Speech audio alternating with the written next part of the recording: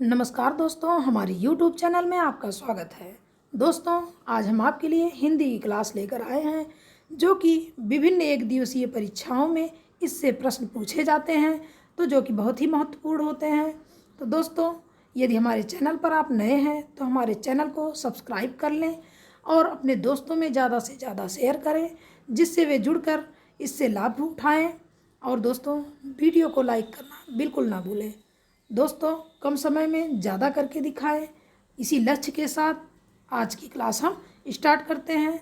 तो चलिए दोस्तों, पूरी ऊर्जा के साथ आज का पहला प्रश्न देखते हैं। पहला प्रश्न क्या है? मयंक किसका पर्यायवाची नहीं है? पहला ऑप्शन दिया गया है चांदनी, दूसरा कौमुदी, तीसरा ज्योत्सना, चौथा चंद्रताप। तो इसका हमारा कौन सा ऑप्शन सही होगा दोस्तों? इसका हमारा ऑप्शन चांदनी सही होगा। चांदनी जो है मयंक का पर्यायवाची नहीं है। बाकी के जो तीन दिए हैं ये हमारे मयंक के पर्यायवाची हैं। कौमुदी, ज्योत्सना, चंद्रताप, ये सभी हमारे मयंक के पर्यायवाची है।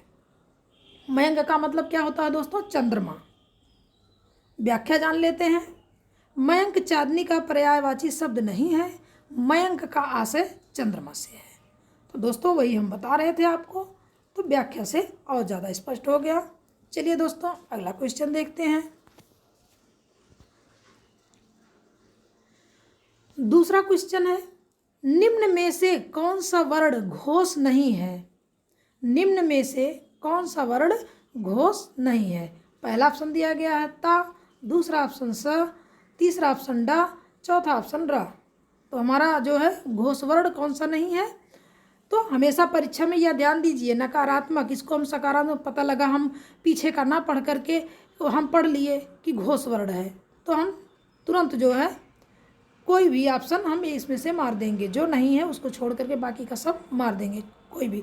तो दोस्तों, इस प्रकार की गलती बिल्कुल मत करिएगा, क्योंकि परीक्षा में अक्सर हम आधा ही क्वेश्चन पढ़ते हैं और ऑप्शन को चूज कर लेते हैं, तो हमारा जो है क्वेश्चन गलत हो जाता है। तो दोस्तों, इसमें घोष वर्ण कौन सा नहीं है? इसमें घोष वर्ण ता जो नहीं है, ता जो हमारा घोष वर्ण नहीं है, ये अघोष वर्ण है। बाकी के तीन जो दिए गए हैं डा, सा, डा, रा, ये जो हमारे क्या है? घोष वर्ण है। ये सब हमारे क्या है? घोष वर्ण। चलिए अगला देख लेते हैं।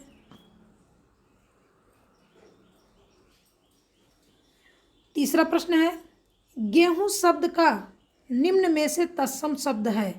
ये परीक्षा में बहुत बार पूछा गया दोस्तों, ये बहुत ही इम्पोर्टेंट है, तो इस पे जो है विशेष ध्यान दीजिएगा। बाकी के तो सारे क्वेश्चन इम्पोर्टेंट है, किसी न किसी परीक्षा में पूछे ही गए हैं। तो दोस्तों, ये जो है अक्सर पूछा जाता है और इसमें लोग गलतियां भी ज़्यादा करते हैं। तो देख लेते हैं हम तीसरा क्वेश्चन, गेहूं शब्द का निम्न में से तत्सम शब्द है? पहला ऑप्शन दिया है गोहूँ, दूसरा गोधूम, तीसरा गोहूँ, चौथा गोधूम। तो हमारा कौन सा ऑप्शन सही हो जाएगा दोस्तों? हमारा डी ऑप्शन बिल्कुल सही है, गोधूम, हमारा गोधूम। यहाँ पर भी है, गलती से हर कोई जो है ये ऑप्शन चूज कर लेता है, तो ये बिल्कुल गलत है। गोधूम हमारा बिल्कुल सही है, गेहूं का तत्सम हमारा गोधूम होगा। तो दोस्तों, आगे का क्वेश्चन देखते हैं। निम्न में से डिब्बा किस शब्द का एक वचन है? निम्न में से डिब्बा किस शब्द का एक वचन है?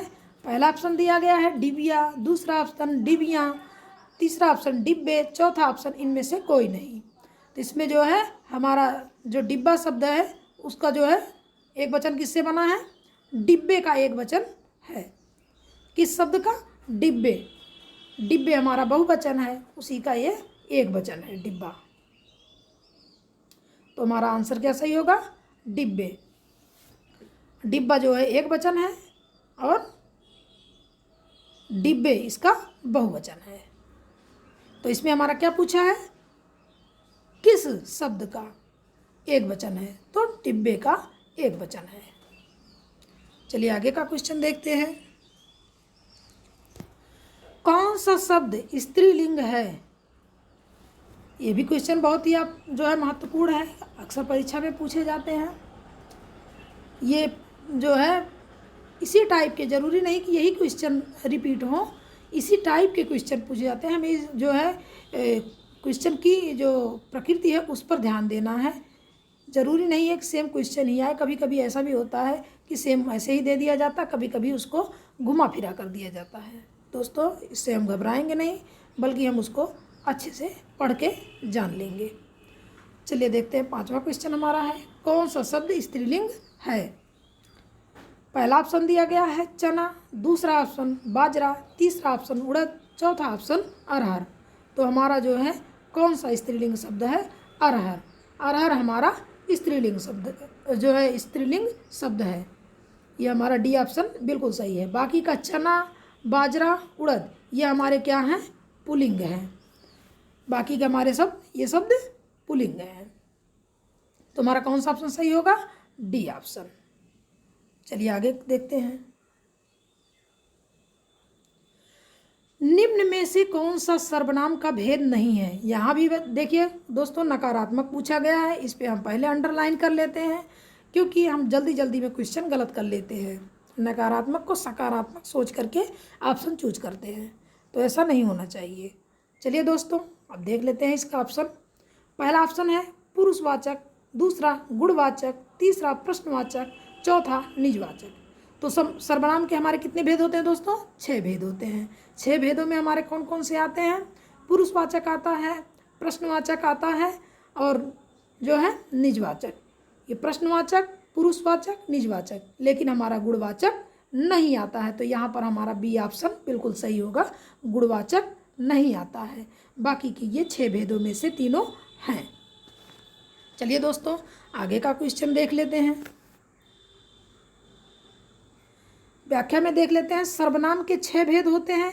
पहला दिया गया पुरुषवाचक, दूसरा निश्चयवाचक, तीसरा अनिश्चयवाचक, चौथा संबंधवाचक, पांचवा प्रश्नवाचक, छठा निजवाचक। इसमें जो है गुणवाचक जो सर्वनाम नहीं होते, इसलिए हमारा जो ऑप्शन है बी बिल्कुल सही है। चलिए दोस्तों, अगला क्वेश्चन देख लेते हैं।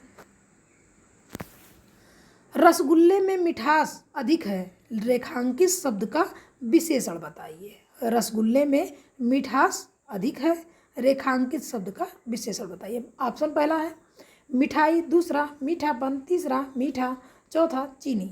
तो हमारा जो है मिठास किससे बना है? मीठा से। तो हमारा ऑप्शन सी बिल्कुल सही है।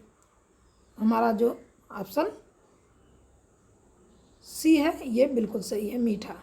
मीठा से हमारा मिठास बना है, इसका विशेषण जो है हमारा मीठा होगा। चलिए अगला क्वेश्चन देखते हैं। मिठास जो है भाववाचक संज्ञा होता है। चौथा है भोजपुरी बोली कहाँ बोली जाती है? पहला ऑप्शन दिया गया फैजाबाद, दूसरा बलिया, तीसरा इलाहाबाद, चौथा लखनऊ। तो जो है हमारा भोजपुरी बोली कहाँ बोली जाती है? तो हमारा भोजपुरी हम जानते हैं बलिया में बोली जाती है, इसलिए हमारा बी ऑप्शन बिल्कुल सही है। बाकी का फैजाबादी ये अवधी भाषी है, इलाहाबाद भी अवधी भाषी है, लखनऊ भी अवधी भाषी क्षेत्र है। तो दोस्तों हमारा बलिया जो भोजपुरी वहाँ की बोली बोली जाती है। इसका व्याख्या भी देख लेते हैं। भोजपुरी बोली का प्रयोग उत्तर प्रदेश एवं नेपाल की सीमा से लेकर के दक्षिण में छोटा नागपुर तक बोला जाता है। कहने का मतलब यह है कि जो उत्तरी क्षेत्र है, नेपाल की सीमा है, यहाँ से लेकर के दक्षिणी में जो छोटा नागपुर है, यहाँ तक हमारा भोजपुरी बोला जाता है। मतलब उत्तर, पूर्व और दक्षिण का जो ये सिरा है, जैसे भारत का हमारा ये पूरा है, ऊपर से जो है उत्तर होता है और पूरब होता है और दक्षिण, ये सिरा जो है हमारा मिला करके वहाँ पर हमें भोजपुरी बोली देखने को मिलेगा। चलिए दोस्तों आगे का क्वेश्चन देख लेते हैं। 9वां क्वेश्चन, निम्न में से भारत में आर्य भाषा का आरंभ कब हुआ? निम्न में से भारत में आर्य भाषा का आरंभ कब हुआ दोस्तों?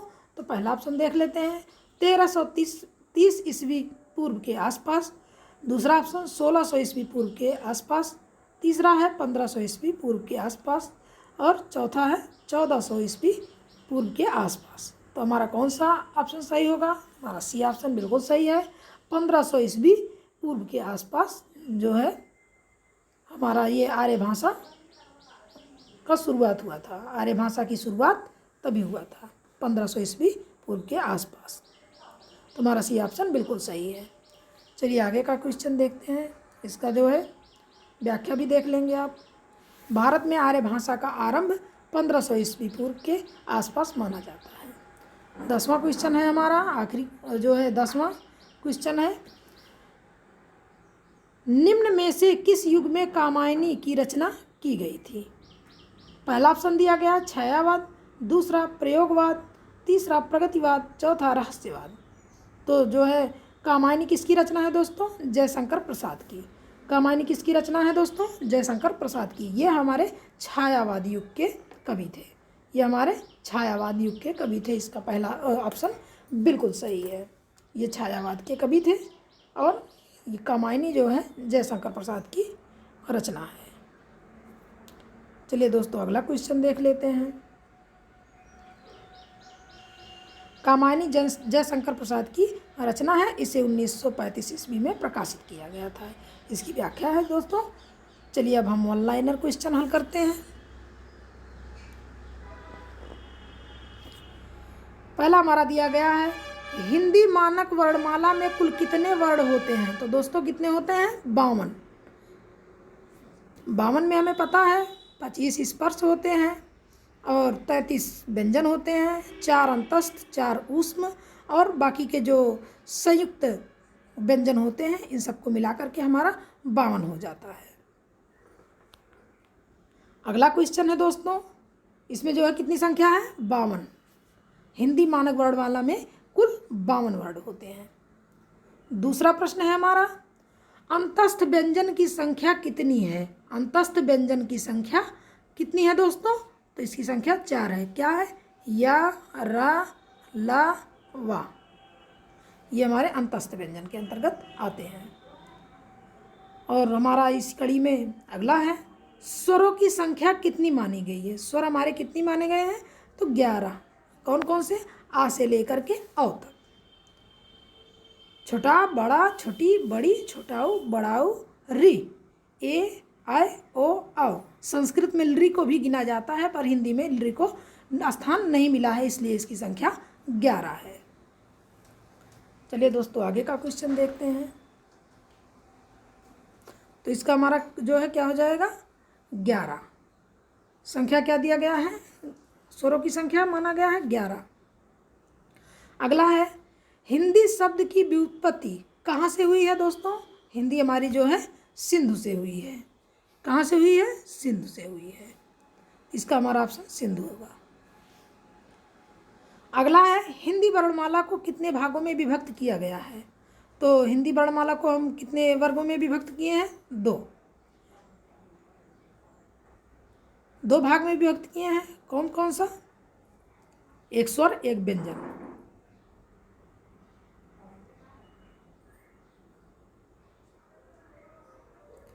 चलिए दोस्तों आगे का क्वेश्चन देखते हैं। हिंदी वर्णमाला में स्पर्श व्यंजनों की संख्या कितनी है? तो हिंदी वर्णमाला में स्पर्श व्यंजनों की संख्या कितनी है? 25 है। कितनी संख्या है दोस्तों? 25। 25 में हमारा क्या होगा? का वर्ग और चा वर्ग, टा वर्ग, ता वर्ग और पा वर्ग। ये हमारे होते हैं। का में का खा का खंगा, चा में चाचा चाचाइया, टा में टाठा डाढ़ा, ता में ताथा दाधाना और पा में पापा बाबा माँ। सारे में 5-5 वर्ण होते हैं, मिला करके कुल 25 वर्ण हो जाते हैं। तो हिंदी वर्णमाला में स्पर्श व्यंजनों की संख्या हमारी कितनी हो जाती है? 25। अगला है, मात्रा के आधार पर हिंदी स्वरों के 2 भेद कौन कौन से हैं? मात्रा के आधार पे जो है हमारे कौन से हैं? दो भेद। तो एक ह्रस्व, एक दीर्घ। ह्रस्व स्वर और दीर्घ स्वर। ह्रस्व देखिए यहाँ गलत लिखा है, इस तरह से लिखा जाएगा, ह्रस्व स्वर एवं दीर्घ स्वर। तो हमारे 2 होते हैं मात्रा के आधार पर। अगला देखते हैं, हिंदी वर्णमाला में व्यंजनों की संख्या कितनी है? अभी हम आपको शुरू में बताएं व्यंजनों की संख्या कितनी है दोस्तों? 33। का से लेकर के मा तक। ये जो हमारे क्या नाम है, स्पर्श व्यंजन हो गए, और बाकी के 4 अंतस्थ और 4 ऊष्म को मिला करके हमारे 33 व्यंजन होते हैं। अगला है पंचतंत्र क्या है। पंचतंत्र जो हमारा कहानी संग्रह है, जो किसके द्वारा लिखा गया है, विष्णु शर्मा के द्वारा। अगला देखते हैं,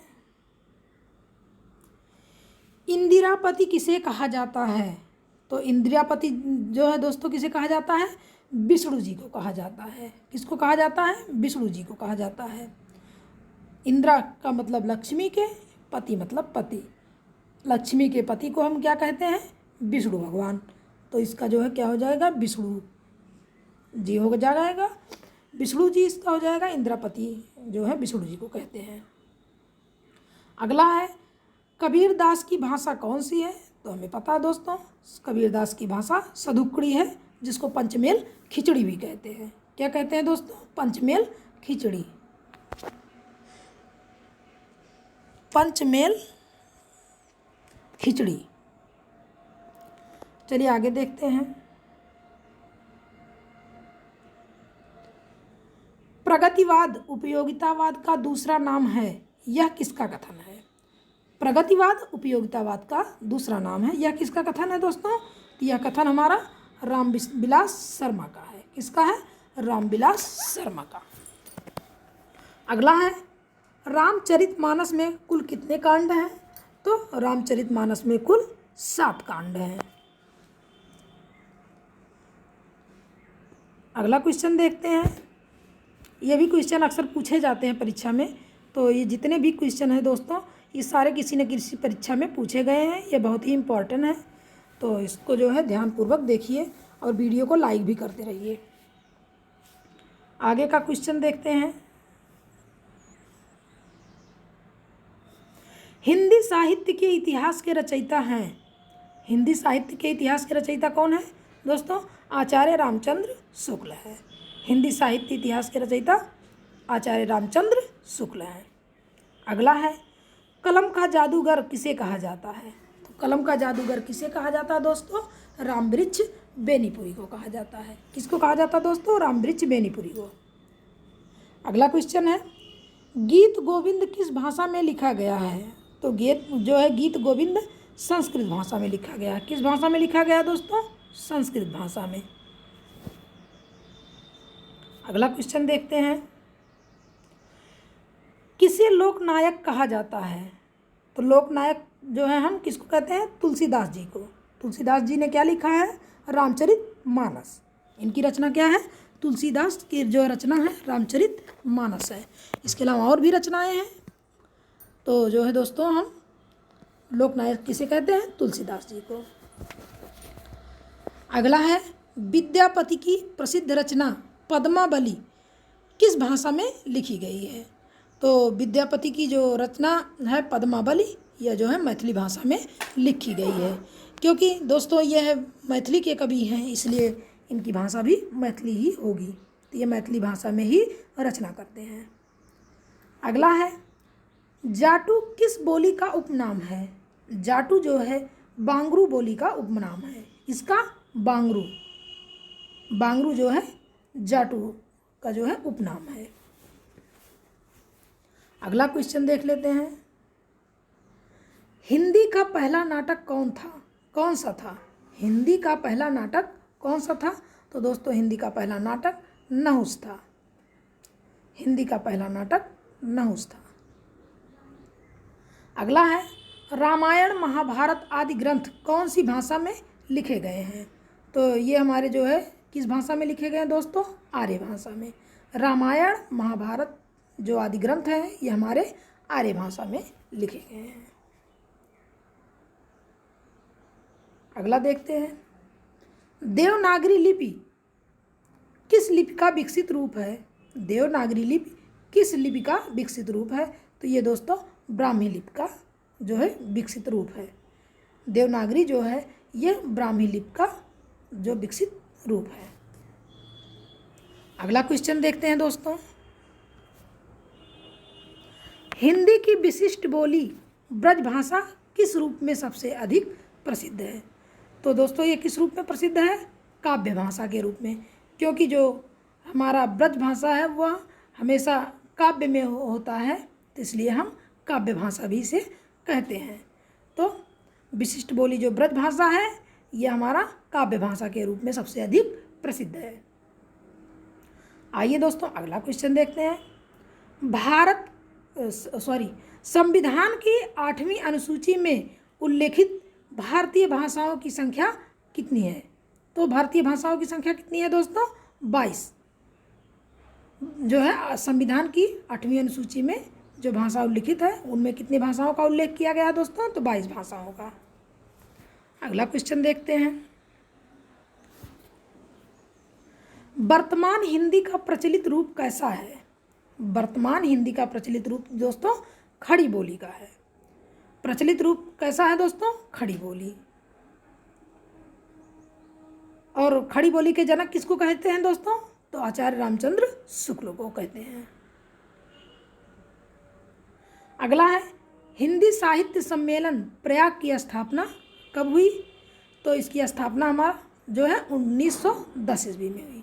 इसकी स्थापना कब हुई दोस्तों? 1910 में हुई, हिंदी साहित्य सम्मेलन प्रयाग की। अगला है संविधान की 8वीं अनुसूची। देखिए दोस्तों ये रिपीटेड क्वेश्चन है, फिर भी हम इसको देख लेते हैं, ये अक्सर परीक्षा में पूछा जाता है। संविधान की 8वीं अनुसूची में उल्लेखित भारतीय भाषाओं की संख्या कितनी है? तो 22 है। इसको भी हमने देखा, ये रिपीटेड क्वेश्चन है। चलिए दोस्तों आगे देखते हैं। बोलने वालों की संख्या की दृष्टि से हिंदी का विश्व में कौन सा स्थान है?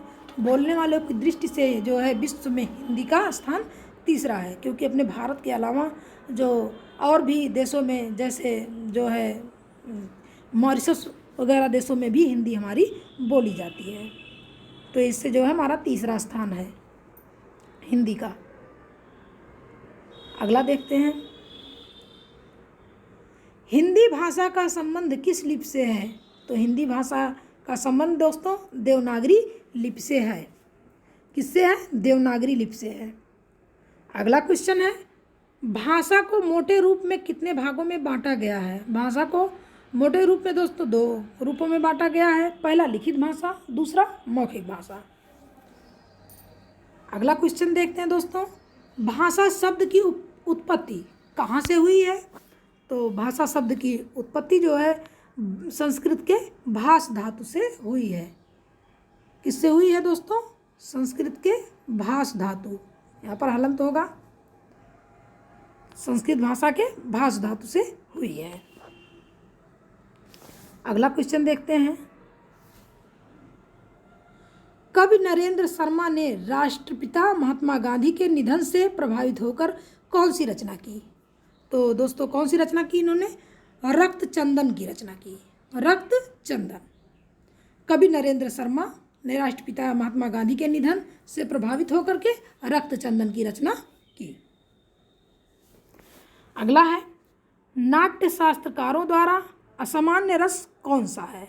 तो असामान्य रस जो दोस्तों ये बीभत्स रस है। असामान्य रस कौन सा है? बीभत्स रस है।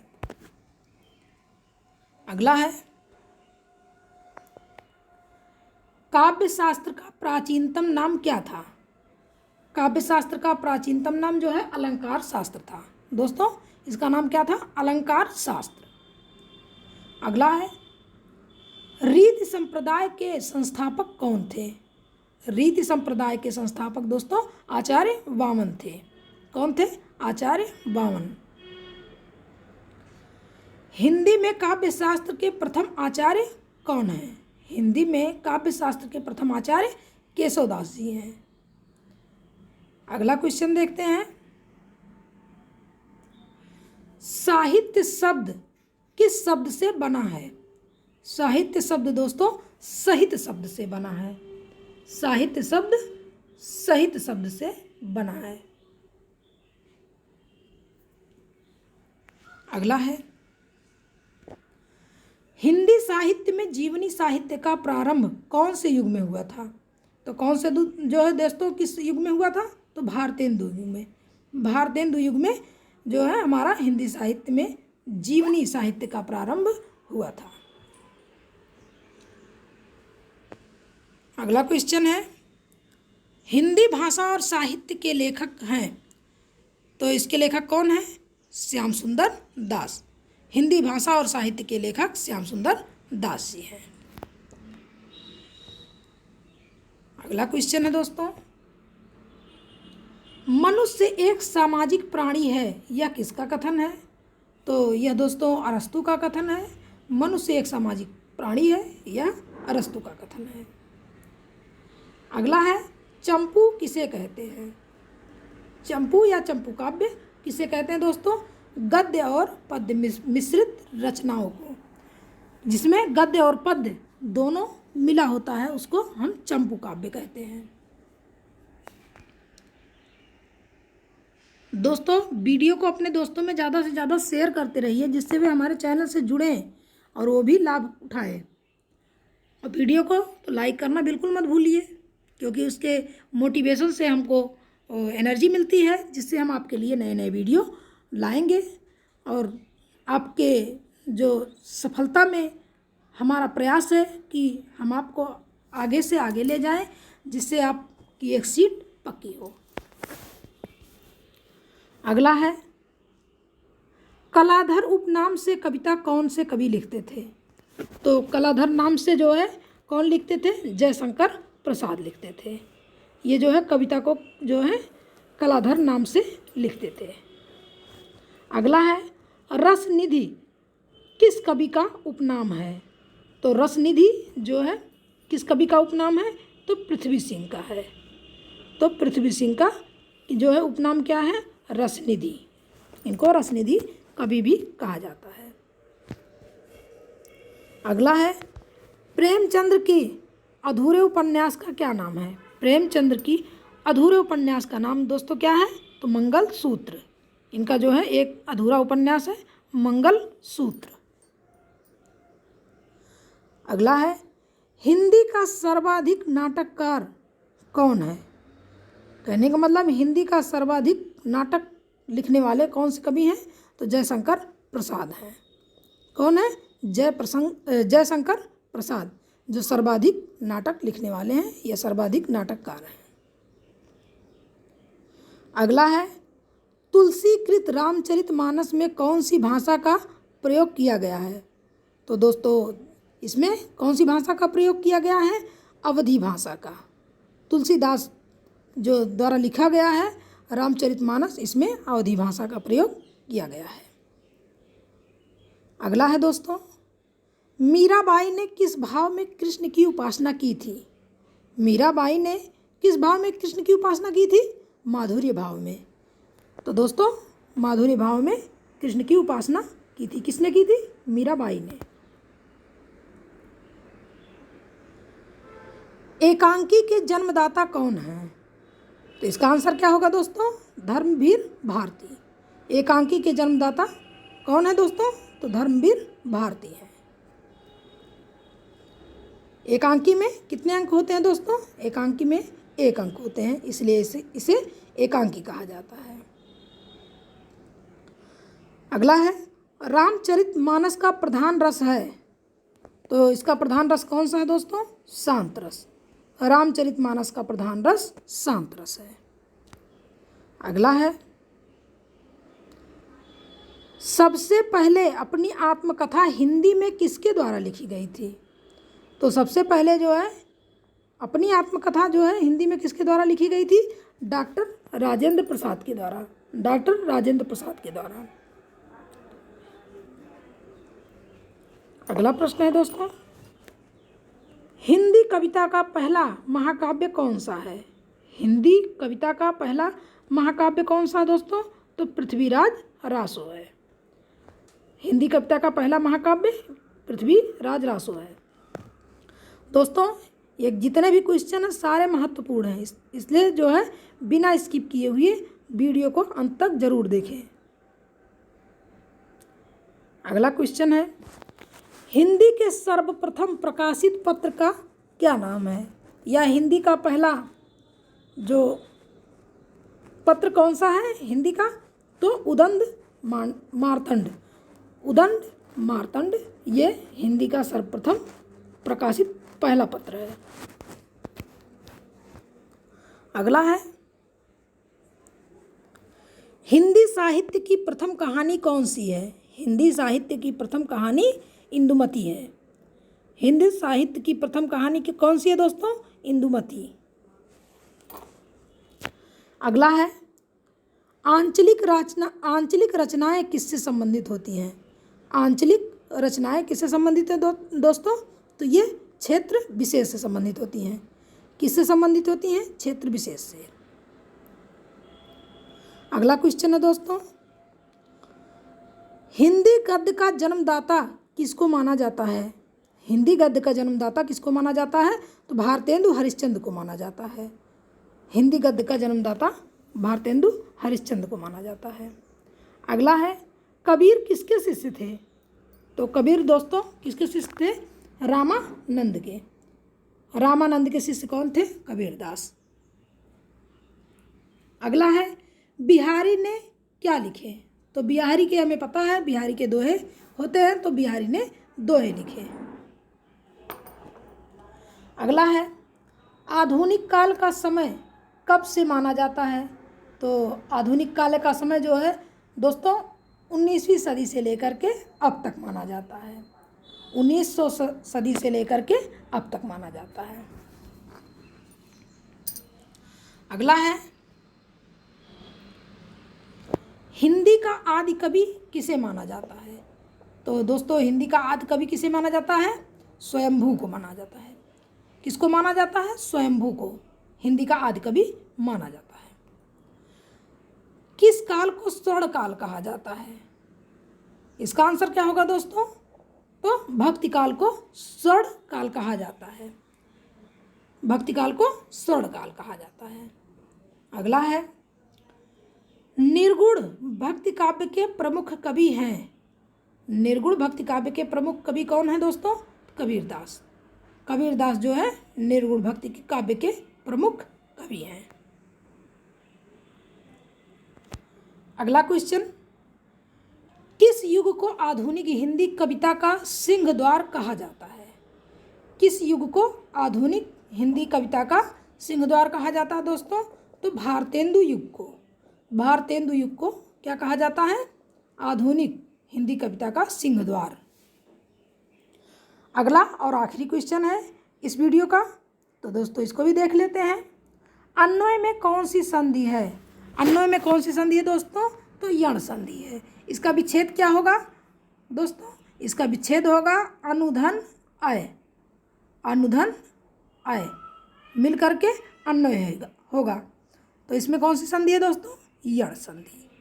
ये जितने भी क्वेश्चन हैं दोस्तों सारे इम्पॉर्टेंट हैं और किसी न किसी परीक्षा में पूछे गए हैं, जो कि आगामी परीक्षाओं में भी इससे क्वेश्चन पूछे जा सकते हैं। तो दोस्तों हमारे चैनल से आप जुड़े रहें।